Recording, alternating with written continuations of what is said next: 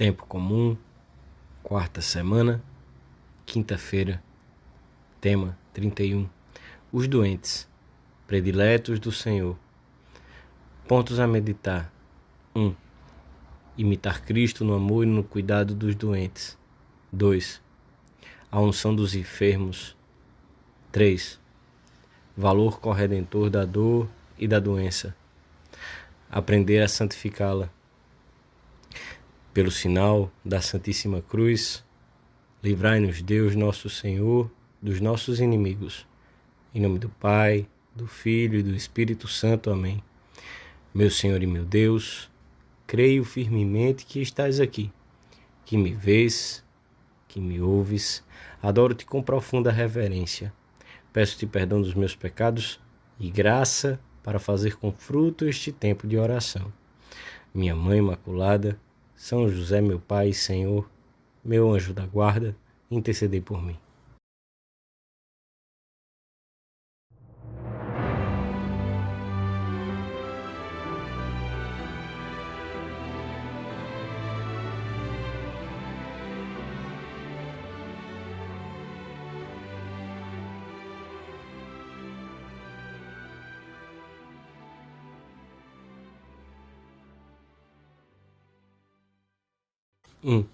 O Evangelho da Missa fala-nos da missão que os 12 empreenderam pelas aldeias e regiões da Palestina.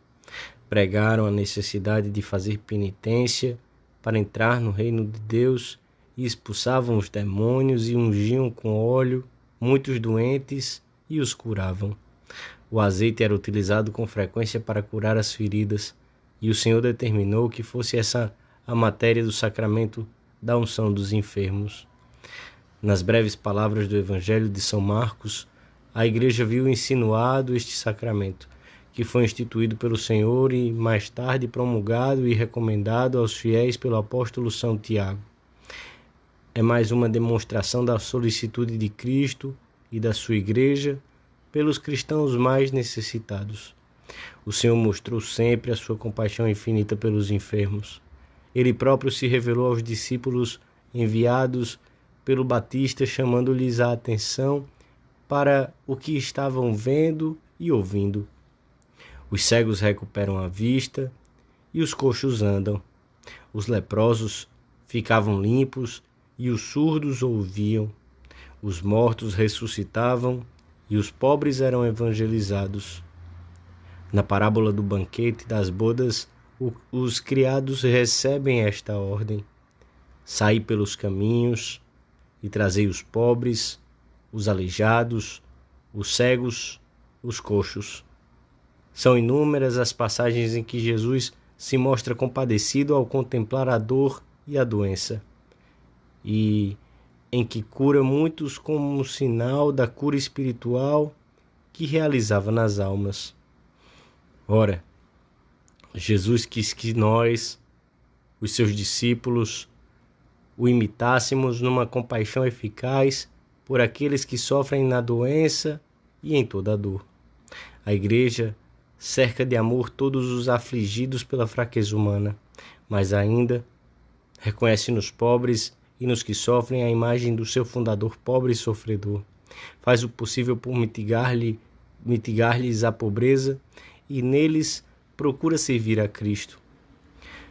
Nos doentes, vemos o próprio Cristo que nos diz: o que fizestes por um destes, a mim o fizestes. Quem ama verdadeiramente o próximo deve fazer-lhe bem ao corpo, tanto como à alma, escreve Santo Agostinho. E isso não consiste apenas em acompanhar os outros ao médico, mas também em cuidar de que não lhes falte alimentação, bebida, roupa, moradia, e em proteger-lhes o corpo contra tudo que possa prejudicá-lo. São misericordiosos os que usam de delicadeza e humanidade quando proporcionam aos outros o necessário para resistirem aos males e às dores. Entre as atenções que podemos ter com os doentes está o cuidado de visitá-los com frequência oportuna, de procurar que a doença não os intranquilize, de facilitar-lhes o descanso e o cumprimento de todas as prescrições do médico, de fazer com que o tempo que estejamos com eles lhes seja grato.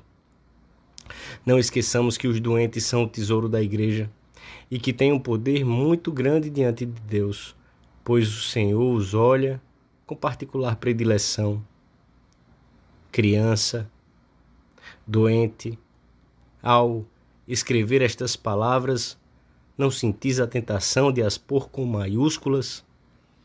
É que, para uma alma enamorada, as crianças e os doentes são ele.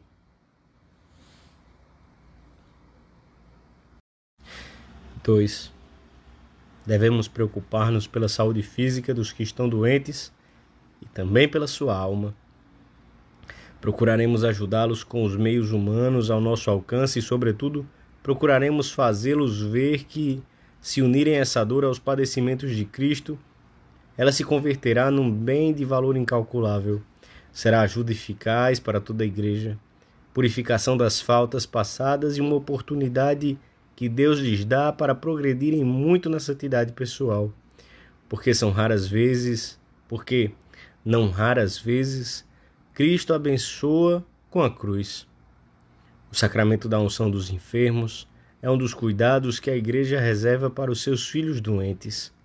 Este sacramento foi instituído para ajudar os homens a alcançar o céu, mas não pode ser administrado aos sãos, nem mesmo aos que não padecem de uma doença grave, ainda que se achem em perigo de vida, porque foi instituído a modo de remédio espiritual, e os remédios não se dão aos que estão bem de saúde, mas aos doentes. A igreja também não deseja que se espere até os momentos finais para recebê-lo, mas quando se começa a estar em perigo de morte por doença ou velhice, pode-se, porém, reiterá-lo, se o doente se recupera depois da unção ou se, durante a mesma doença, se acentua o perigo ou a gravidade. Pode-se administrá-lo também a quem vai submeter-se a uma intervenção cirúrgica, desde que a causa da operação seja uma doença grave. O maior bem deste sacramento é livrar o cristão do abatimento e da fraqueza que contraiu pelos seus pecados.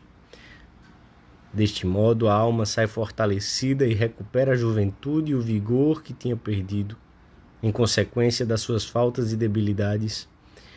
O Papa Paulo VI, citando o Concílio de Trento, explicava e resumia assim os efeitos deste sacramento.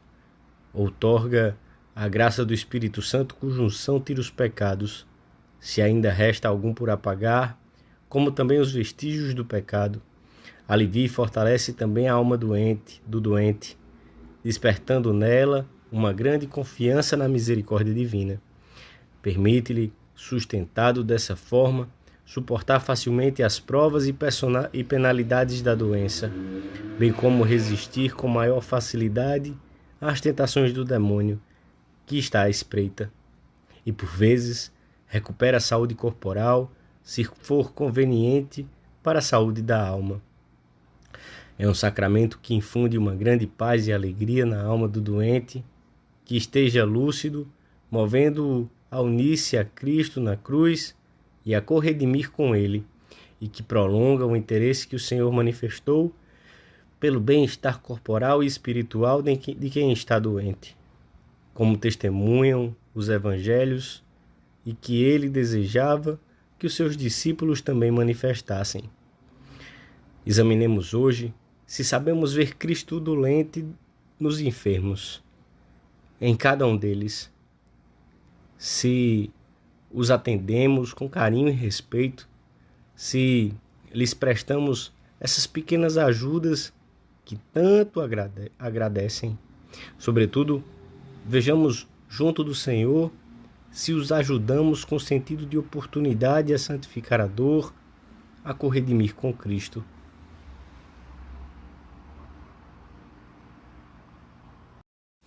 Três. Quando o Senhor nos fizer experimentar a sua cruz através da dor e da doença, devemos considerar-nos filhos prediletos. Ele pode enviar-nos a dor física ou outros sofrimentos, humilhações, fracassos, injúrias, desgostos na família. Não devemos esquecer então que a obra redentora de Cristo prossegue através de nós. Por muito pouco que possamos valer, O sofrimento converte-nos em corredentores com Cristo, e a dor, que era inútil e má, transforma-se em alegria e no tesouro. E podemos dizer, com o apóstolo São Paulo: agora alegro-me com os meus padecimentos por vós, e supro na minha carne o que falta às tribulações de Cristo pelo seu corpo, que é a Igreja. João Paulo II afirma que a dor não só é útil aos outros, como também lhes presta um serviço insubstituível. No corpo de Cristo, o sofrimento impregnado do espírito de sacrifício e de Cristo é o mediador insubstituível e o autor dos bens indispensáveis à salvação do mundo. Mais do que qualquer outra coisa, é o sofrimento que abre o caminho à graça que transforma as almas humanas. Mais do que qualquer outra coisa, é ele que torna presentes na história da humanidade as forças da redenção.